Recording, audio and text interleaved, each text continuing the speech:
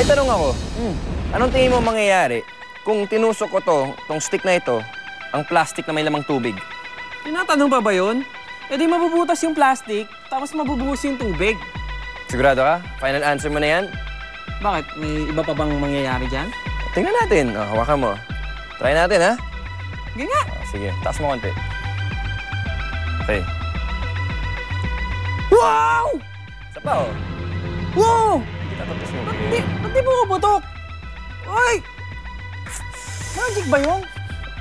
Hindi. Science yan. O, yan. Panoorin mo. Ang galing, oh!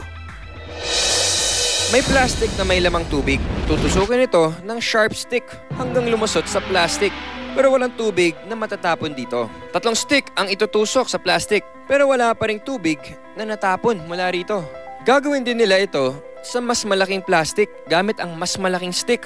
Pero same result pa rin. Walang matatapong tubig mula sa plastic. I believe. Wow! Ayos!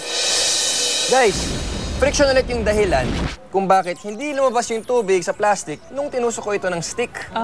Ang stick na itinusok ay may mas makinis na surface, kaya mas less ang friction nito kaya sa plastic.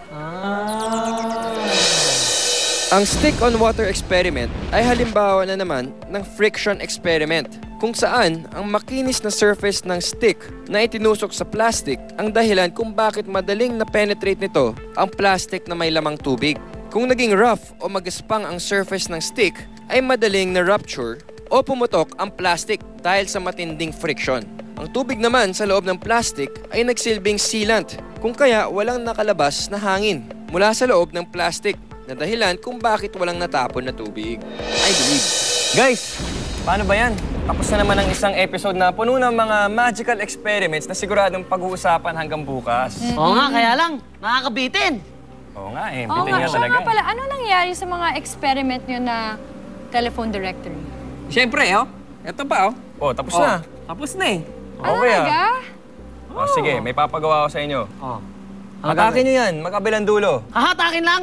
Yun lang. Oo, Yun pala eh. Paghiwalayin nyo. Simple naman ng Sige, ano mo. oh. Hatakan natin. Oh, sige. 1, 2, 3. Sige. Oh. Teka. Sige, Ayaw. sorry, may Bawasan walay. mo mo naman. Ano ba yan? Aray! Ayaw. Ay ko. Bakit diba? ayaw? Ayaw eh. Ayaw humiwalay? Ba't ganun?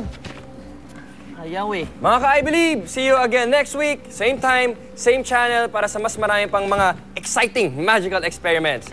Dahil if you believe, I believe! O Bel, tulungan nga natin itong dalawang to. Okay. Hindi tayo titigil, hindi natin napag-iwalay ito. Aray ko. Mas aray ko. Next week sa I Believe, gamitin natin yan para sa floating bubbles in an aquarium experiment natin.